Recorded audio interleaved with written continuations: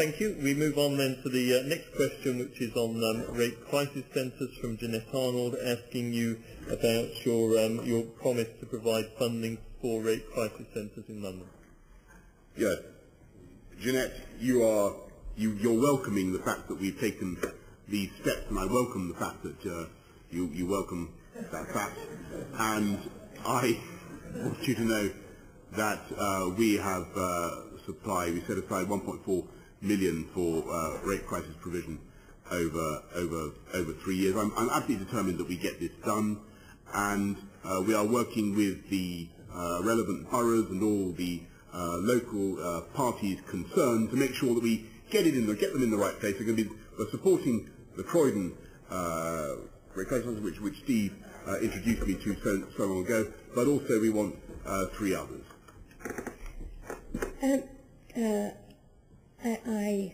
I'm not going to get into I welcome the fact that you welcome that I welcome, because we're where we are because you were pushed to this point, Boris, and this is a serious matter.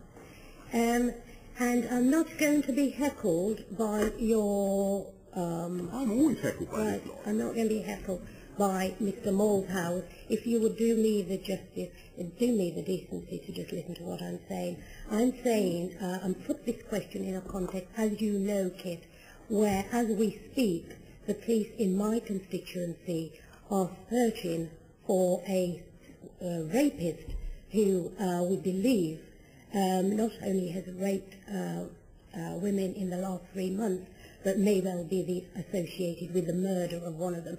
So I'm not going to be heckled by you. Just sit and listen and learn, maybe. Right?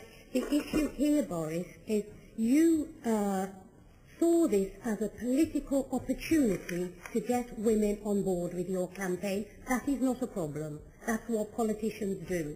What you have done to date is that you are showing that you are working along the lines that many politicians do, and that when push comes to shove, you renege on the promise you made, right?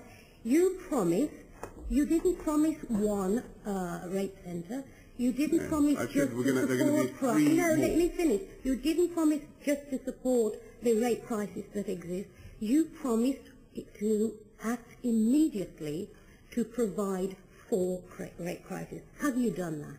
Well, I've just said, Jennette, and I thought that you were going to be slightly less hostile because your question seemed to be rather congratulatory, and I think that actually should be the tone in which this exchange should be taking place. Because we are, and I pay tribute to you for the work you've done to support this, and in your right to take it as seriously as you do, and it is a vital campaign. But I do want to defend what we're doing. We are not a delivery agency. We are there to lead. We're there to concert, and we have put aside what I think will be sufficient funds to get 3 more rape crisis centres going. That's what we should be doing. And if you do that, and you get that right in the matter of violent sexual offences, you can do a lot to prevent other crimes as well. Boris, no, the figures don't add up. They don't. And I would ask you to look at the figures again. The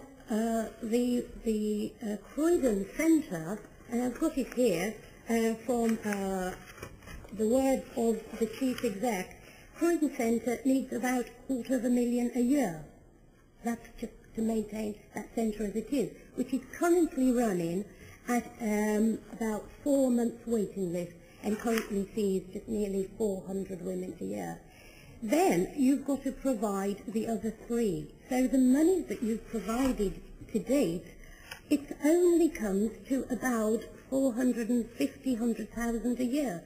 And I'm saying to you that this is not enough, and I'm asking you to look again, because action needs to be taken immediately. I understand, Jennette. I understand where you're coming from, and we both share an objective in getting this done.